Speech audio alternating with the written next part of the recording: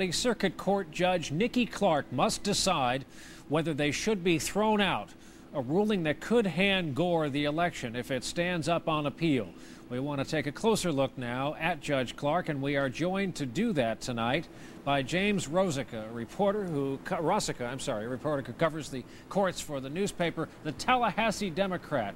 He is with us tonight from outside the Leon County Courthouse in Tallahassee. James, let's start with beginnings. Education, family background, her route up to a seat on the bench.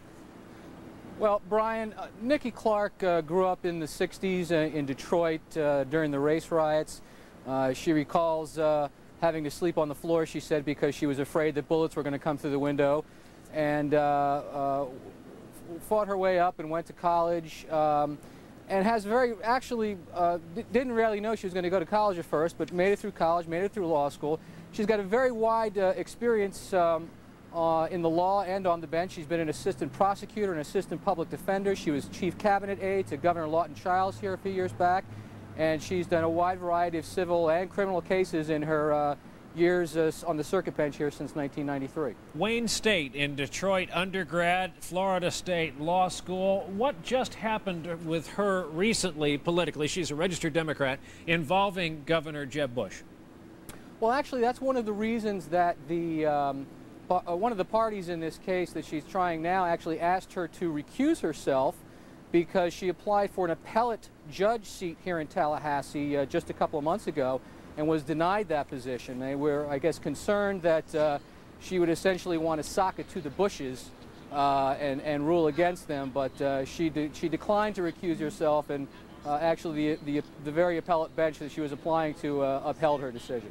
What's her demeanor on the bench? She's actually been a little bit tougher, I think, than Judge Sanders Sauls was in the contest trial over the weekend. We were all surprised at first when she ordered that special muffling devices be placed over all the still cameras in the courtroom.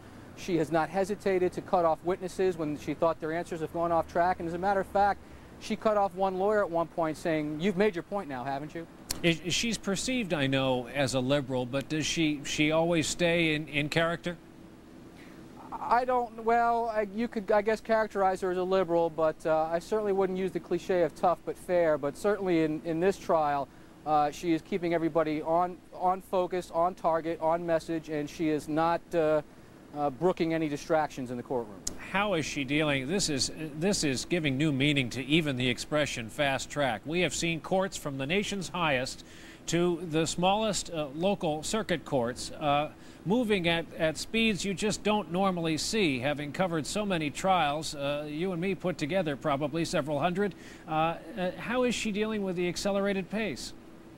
I think she's dealing very well. Clearly, she's at warp speed herself. She started this trial a little bit late. I think it was supposed to start at 8:30. It got underway about 9:15. It has been progressing pretty much on track. There was an extended break about midday when she kind of forced the attorneys to get together and try to agree to some agreements called stipulations in testimony. But other than that, she has booked quite along. We finished up about 7 o'clock this evening, and she was ready to start closing arguments in the morning until Bush attorney Barry Richard reminded her, "Hey, Judge, I got to be in front of the Supreme Court tomorrow morning." So she pushed that back until 1 o'clock tomorrow afternoon. And a final